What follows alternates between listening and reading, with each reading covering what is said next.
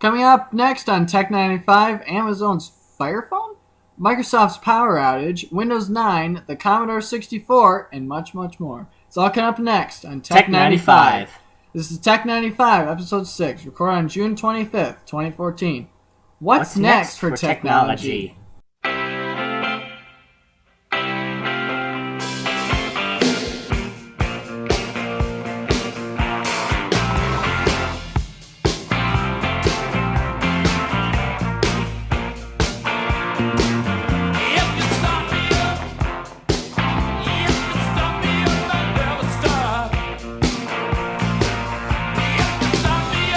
Hi, this is Jonathan Hewlett. And I'm Travis Smith. And welcome to Tech 95. Alright, Episode 6. We're on a roll now. It's been 6 whole episodes. That's like such an accomplishment. Huge accomplishment. Well, and we didn't get bored. I know, right? Speaking of accomplishments, the first topic of this episode is going to be the future of technology. Isn't that what we always talk about? Yeah. Anyway. Let's see. Business Insider had a conversation with Kevin Kelly. It says the world is hitting its stride in the technological advances, and futurists have been making wild-sounding bets on what we can accomplish in the not-so-distant future.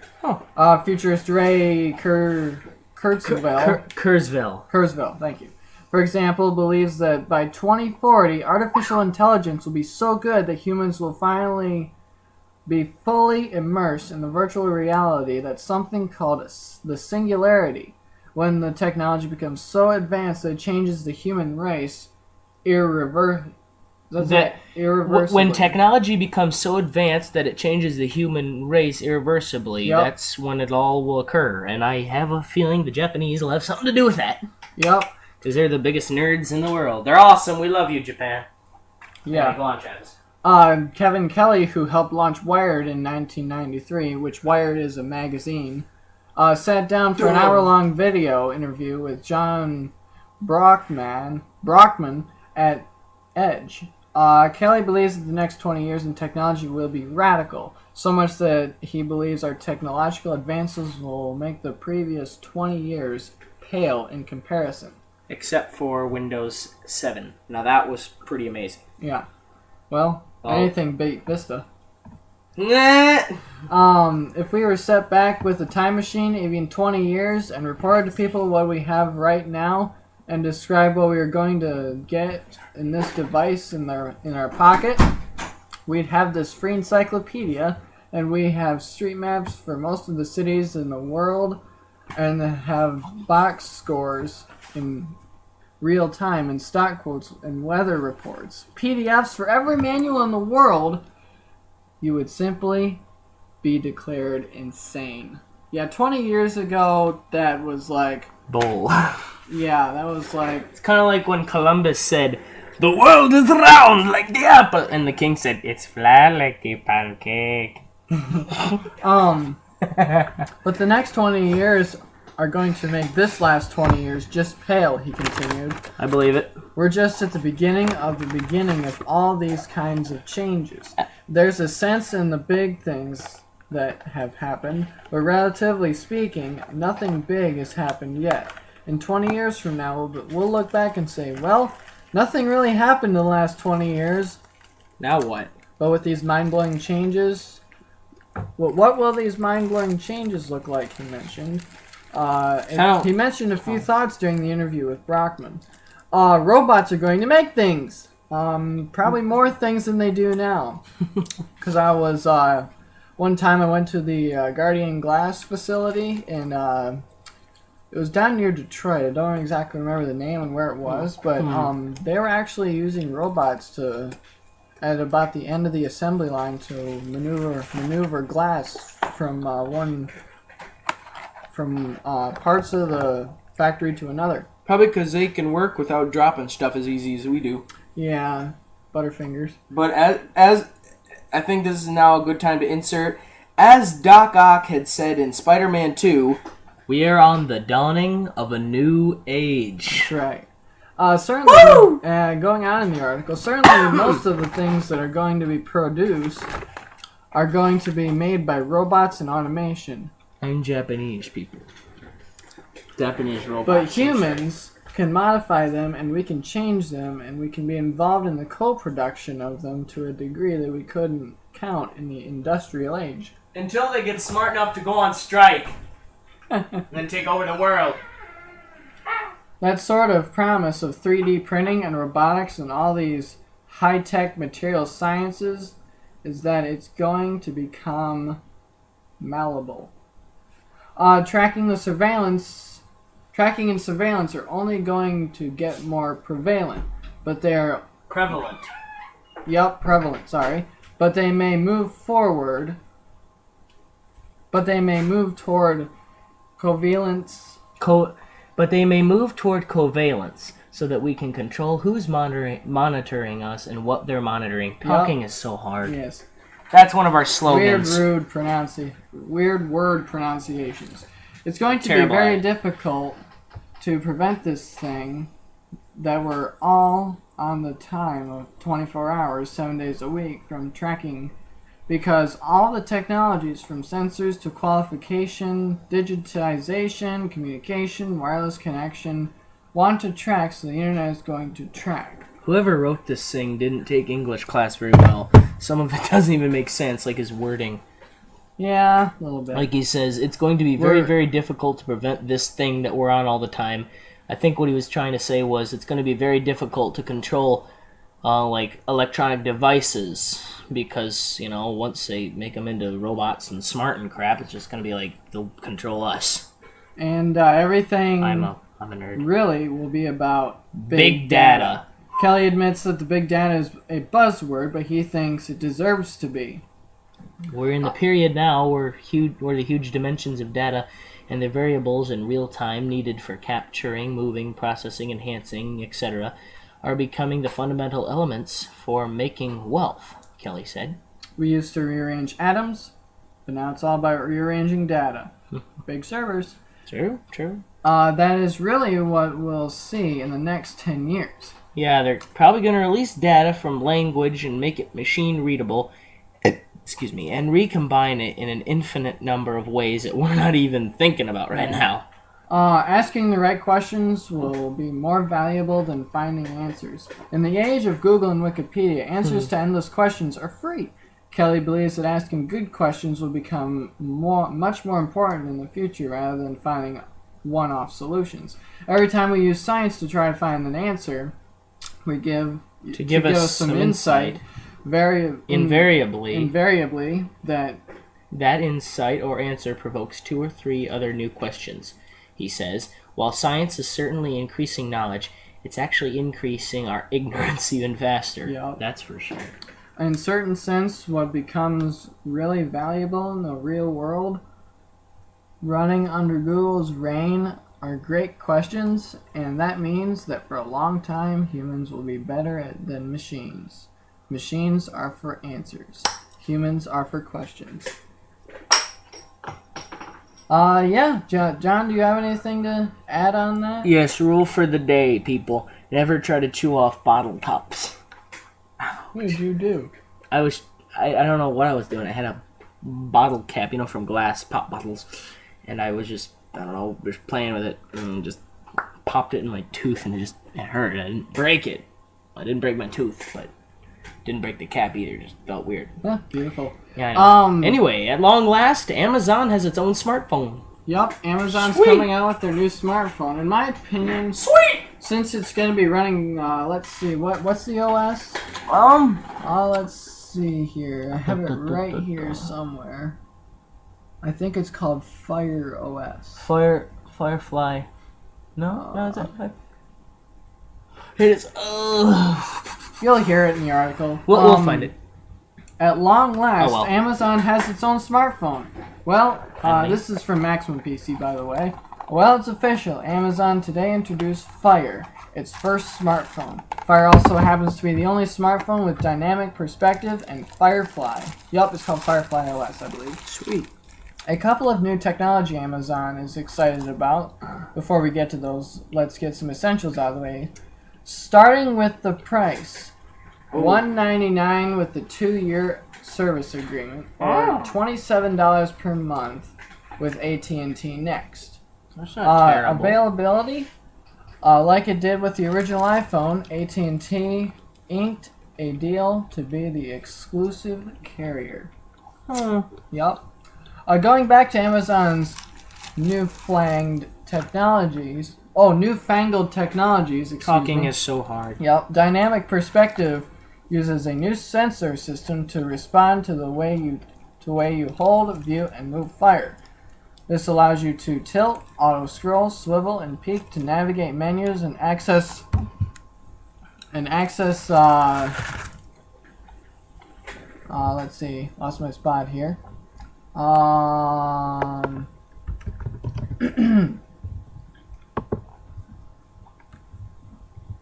Anywho, Amazon's Firefly is Amazon's buzzword for being able to recognize things in the real world, such as web, email, addresses, phone numbers, QR codes, movies, music, and more, all with the simple press of the Firefly button. Firefly puts everything you know and love about Amazon in the palm of your hand. Instant access to Amazon's vast content ecosystem and exclusive features like the Mayday button, ASAP, second screen, X-ray, free unlimited phone storage, and more. Wow. Yep, founder and Firefly button lets you identify printed web and email addresses, phone numbers, QR barcodes, artwork, and over 1 billion items. Over 100 billion items. Including songs, Big music, difference. TVs, shows, and products. And take action in seconds. We invented a new system called Dynamic Perspective that recognizes when a user's head is relative to the device. We use it to offer customers more an immersive experience, one-hand navigation gestures that actually work. Wow, nice. And this is only the beginning. The most powerful inventions are the ones that empower others to unleash their creativity. That's why people today are launching the Dynamic Perspective SDK and the Firefly SDK. Can't wait to how the developers surprise. Moving on to the hardware. Most important part. Of course. The Fire sports a 4.7-inch HD with a 1280 by 720 resolution, 2.2 gigahertz quad-core Snapdragon 800 CPU with an Arduino 330 graphics, 2 gigs of RAM, 13 megapixel rear-facing, and 2.1 megapixel front-facing camera, 32 or 64 gigs of onboard storage, micro USB 2.0. I don't know why it's not 3.0. That's a micro USB. Yeah, micro USB 2.0 port. 3.5. Regular headphone jack, 802.11 AC, Bluetooth 3.0, NFC support, Wi-Fi. GPS, and other odds and ends.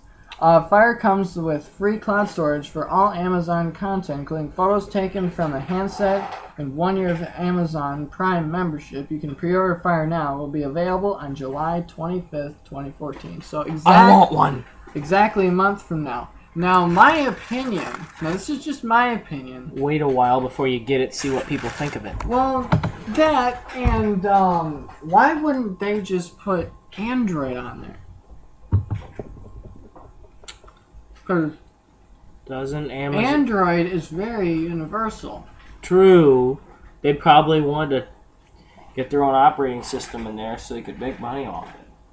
Yeah. But the thing They is, probably just wanted to be different. the problem is, if it's a bust, then they're pretty much screwed. Well, it is Amazon. Yeah, Amazon's basically. We'll see what happens. We'll see what happens. Yep. Next month, in one of these episodes next month, after it comes out, we'll do a more in-depth review. Yep. Anyway. John, we got anything about Windows 9? Oh, yes, Windows 9. Well, I get my other notes Just, popped up here. just get my notes show. I'm eating a Whopper from Burger King, and I ate half of it, and I can't eat the rest. And I have 2 Whoppers, so I'm pretty much dying inside. This has nothing to do with computers, but don't you hate it when they put like way too many things on a burger. Yes. Like McDonald's and Burger King both loaded up with onions, and it's just like, oh shoot. Anyway, back to computers. Just a word of caution to you people.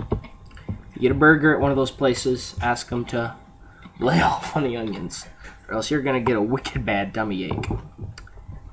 Shoot. Let me see. I had my stuff here. Here it is.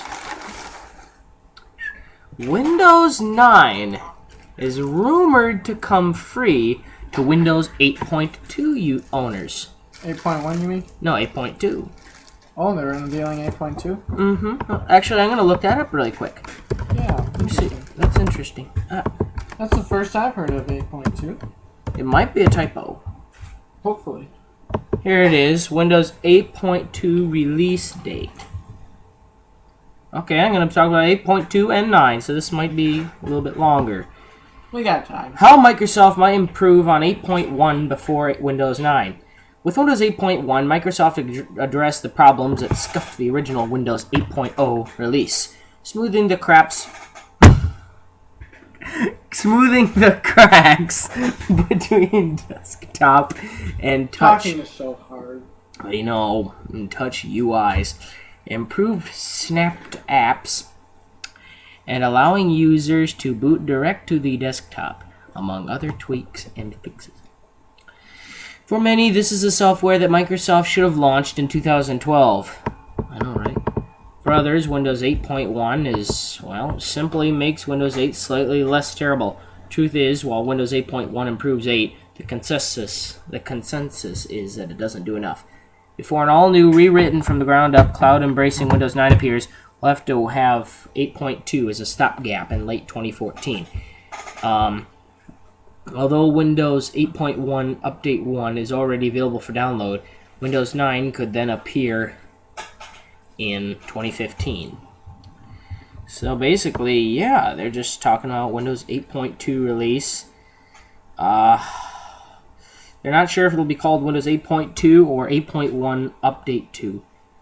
As far as I know, it's just going to be released in late 2014. But anyway, the latest word on the street, now to Windows 9. Sweet. Alright. The latest word on the street is that Windows 9 might come without a price tag for some users. According to the hacker group WZOR, the operating system will be offered either for free or at a discount to those who have purchased 8.1 and upgraded it with Update 2. In other words, Windows 8.2, or whatever they're going to call it. The forum post mentions that this decision is still up for debate at Microsoft, so we don't know if it'll actually end up being announced. Wizard also says that the company has an important internal event this week, so maybe we'll find out more details once it's finished. Unfortunately, the group couldn't say for certain what the event is all about, so we can only speculate for now. It's always fun to speculate. Yeah, nerds, we do that a lot. One of the neatest things I've noticed about Windows 9, they're saying that Windows 9 is going to bring back the original start menu. Woohoo! I know, right? Not the start button. The start button. Start button means nothing. I mean the start menu. It's expected that the new... Oh, that looks awesome. This is from trustedreviews.com. Most of the discussion about Windows 9 has focused on the Windows 9 start menu and what changes Microsoft is expected to make to it. Indeed, Microsoft has fueled this by releasing the following early concept of what the future start menu will look like. The start menu is returning in a serious way. It won't just open the full modern UI Xbox-looking thing as seen in the most recent Windows 8.1. Instead, as it looks as though Microsoft will integrate elements of that UI, such as live tiles, into it. And from this picture, it looks like they're taking the Windows 8 start button with the Windows 8 logo, you hit it, and you get the Windows 7 start menu with the Windows 8 Windows 8 menu next to it, like the live tiles. That is right next to it. Like with Windows 7, you have your start menu, you have all your programs, and then the button all programs, and on the other side it says your username, documents, pictures, music, games, computer, and things. On the Windows 9, it's saying that you'll have all your programs and all apps and things, and on the other side it'll have your live tiles. And you know, I could live with that. It's expected that this start menu style will actually appear as part of a Windows 8 update, but it gives us a useful insight into the direction Microsoft is taking Windows 9 start menu and how it plans to win people over again. Cool. And Microsoft is looking for the best of both worlds approach. It's also an admission that Microsoft went way too far in axing the start menu entirely. Yeah, that was just... That was one of the worst... That will go down in history as one of the worst things Microsoft could have ever done. Next to Windows Vista. Yeah. Jeez. Yeah, so... What we want to see in Windows 9. Travis, I'm going to have you read this. I'll be right back. So, we want to see in Windows 8? 9. Oh, right. Besides what we know already to be coming, there are a few things we'd really like Microsoft to sort out for Windows 9. Better support for high DPI monitors. Currently, Windows 8 is rubbish on high DPI displays such as 3200 by 1800 resolution display found in the Samsung ATIV Book 9 Plus, or the 10-inch 1080p screen on the Surface Pro 2. On these devices, desktop apps often have implausibly small text or UI elements, which completely defeats the object of having nice, crisp, high DPI screens. Fewer hidden user interface elements. One of the more irritating habits of Windows 8 was using hidden elements such as hot corners to access certain features. Again, many of these ideas were great on tablets, but they were an utter pain on laptops and PCs. Yes, they were. In my opinion, if you don't have a touch screen on your laptop, there's not much use for Windows 8. You might as well just get a copy of 7 or just manipulate or just make it to where it acts like Windows 7. If you download an application / attachment for it's an open source application, it's called Classic Start. Now if you go to let's see, Classic Start, let me see if I can find you the full URL. 8. Aha, classicshell.net. Excuse me, that is www.classicshell.net, N-E-T. So yeah, Windows 8 and 8.1 users, if you like your start menu and if you want it back, download that app. Okay? And then you could probably find a YouTube tutorial which will probably, well, I can't say that we'll have it because we don't own a Windows 8 machine. But yeah, but if we ever end up with one, we'll probably make one. Yeah, put it up on our YouTube channel. Okay, another cool thing about Windows 9, it's going to have more Metro apps. This is an obvious one, but even now, the Windows Store lacks a little depth beyond the big names, and it's an area that needs to improve.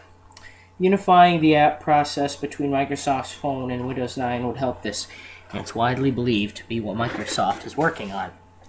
Also, it's going to be a reduced OS size. Windows remains a somewhat bloated operating system. That's fine if you're using an old school PC. Shoot, but on an Ultrabook or tablet with limited space, handing over 30 gigs or so to the OS is a major pain in the neck. Yeah.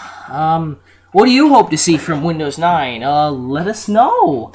just drop us a line, and yeah, we'll see. We'll try to answer as best we can. Tech95Q&A@gmail.com. If you heard that, that's tech95Q&A@gmail.com. Yep. Or you can check out our website, www.tech95.jimdo.com. That's JIMDO. Tech95.jimdo.com. Yep. And if you want, which would really help us out, subscribe to our YouTube channel. We'd love to have you on. Oh yeah, just look up Tech95 Podcast. Yep. On YouTube, our channel. YouTube.com/Tech95Podcast. Yeah, and if you're watching this video, you've probably already found it. Yep. Anyway. Yeah. So. Okay. So anyway, now the section of the show where I do all the talking. Well, most of it. Shoot. Here's History in the PC Realm with John. I'm sorry, talking is so hard. History in the PC Realm with John Hewlett.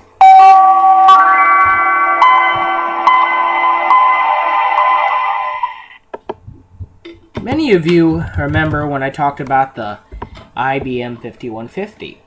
It was the first computer to be called a personal computer, so to say. But, shoot. And there's another computer out there. Oh yeah. Can you guess what it is? I'll give you a hint. It was basically it was a computer without a screen. You could plug it into your TV, and it came out around the same time as the 5150, and it was substantially cheaper. Can I take a guess and announce it? Sure. Commodore 64. You're right, and that's not the Nintendo 64. That's the Commodore 64. The Commodore 64, commonly called C64 or C = 64. No one ever calls it that. Occasionally called the CBM 64 for Commodore business machines. They're making a joke on IBM CBM. Oh my gosh. It was an 8-bit home computer introduced on January of 1982 by Commodore International. Listed in the Guinness Book of World Records as the highest selling single computer model of all time. Independent estimates place the actual number between 10 and 17 million units. Oh my gosh. Sweet.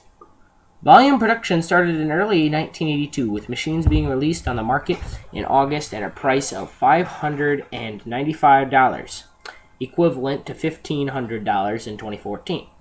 Preceded by the Commodore VIC-20 and the Commodore PET, the C64 took its name from its 64 kilobytes of RAM and had favorable sound and graphic specifications when compared to the contemporary systems like the Apple II, or a piece of expensive stuff. While the Apple cost circa $1,200, it was sold as a complete system with disk drive and dedicated monitor. The Commodore 64's $595 price included only the system unit. The Tandy TRS-80 color computer was initially priced at $399, but only had 4K of RAM, could not match the 64's graphics and sound capabilities. And the IBM 5150, initially, that was sold for, roughly, I honestly cannot remember. It was started at $1,565. So yeah, the Commodore 64 was a good price for what it was. The C64 dominated the low-end computer market for most of the 1980s. Next, around the same, for a substantial period between 1983 and 1986. The C64 had between 30 and 40% share and 2 million units sold per year, outselling the IBM PC-compatibles, Apple Incorporated computers, the Atari 8-bit family, and Tandy compatibles. Wow. Sam Tramiel A later Atari president and son of Commodore's founder, said in a 1989 interview, "When I was at Commodore, we were building 400,000 C64s a month for a couple of years." Part of its success was because it was sold in retail stores instead of electronics and computer stores.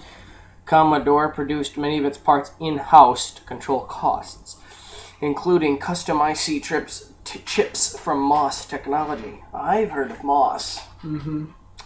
It is sometimes compared to the Ford Model T automobile for its role in bringing a new technology to middle-class households via creative mass productions. But don't forget, it was General Motors that took the cake. That's just my opinion. I like Buicks and Olds and Chevys and Pontiacs and things.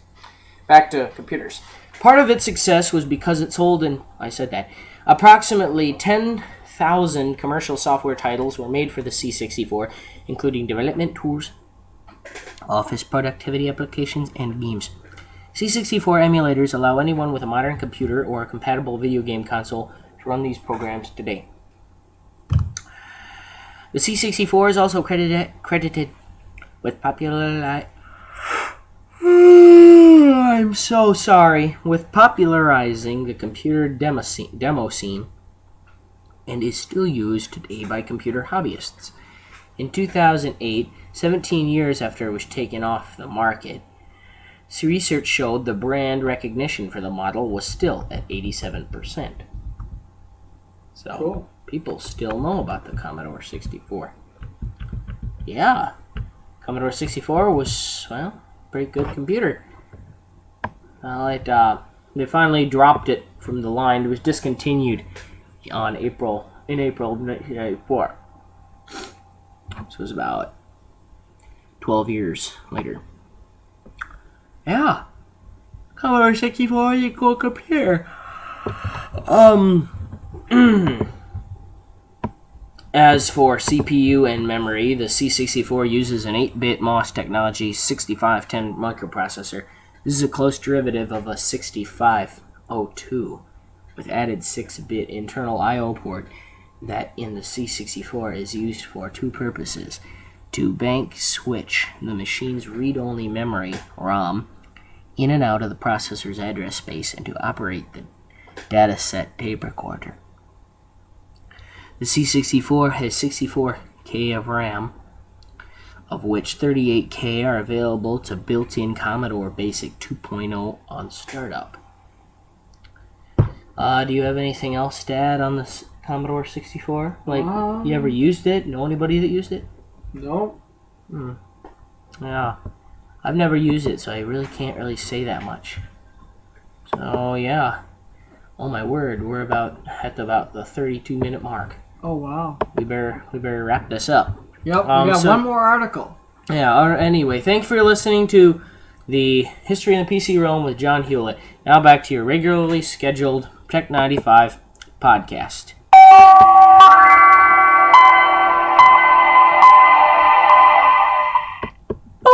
In later news, more recent news. More recent news. Computer World posted this.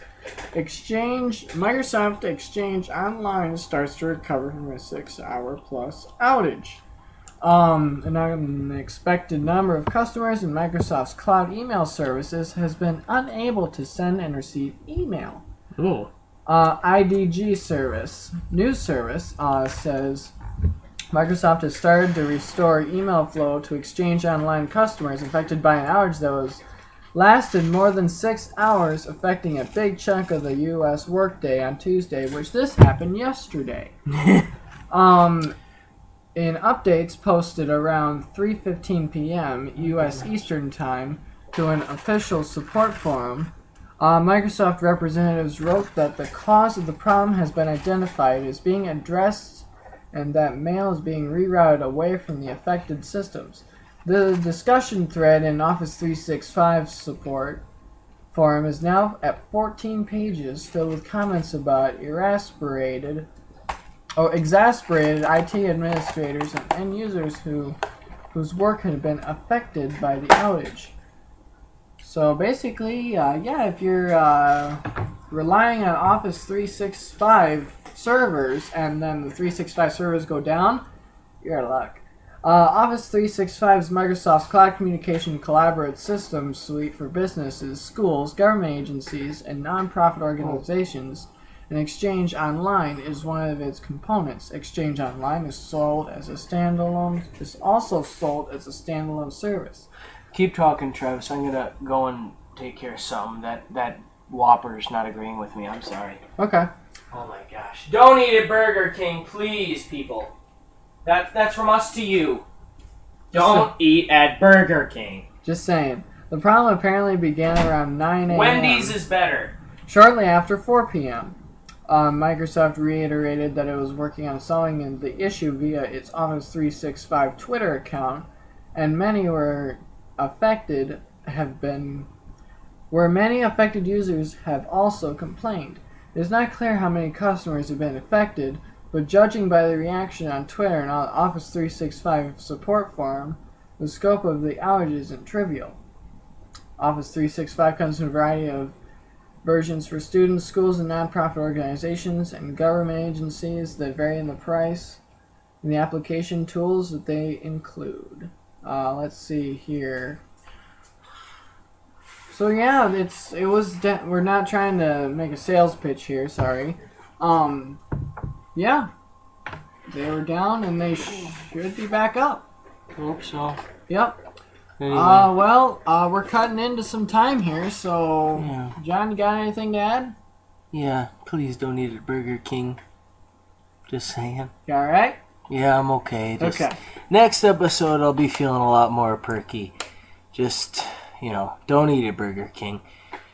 Anyway, yeah, so, thanks for listening to episode 6 of Tech 95. Tech 95. And if you want to, and we'd really appreciate it, go to youtube.com/Tech95podcast and rate, comment, and subscribe. And the email is tech95qa@gmail.com.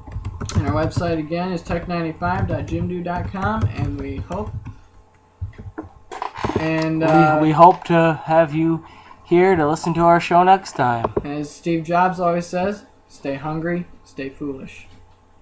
Goodbye. And I'm just gonna throw this in at the end. You just said stay hungry, stay foolish. Well, I was hungry and foolish. I was hungry, so I ate at Burger King, and that was foolish. Nice. Yeah, so anyway. Well, that concludes our episode. Concludes our episode. Hope I feel better next time. Anyway, thanks for listening. Bye-bye. Bye.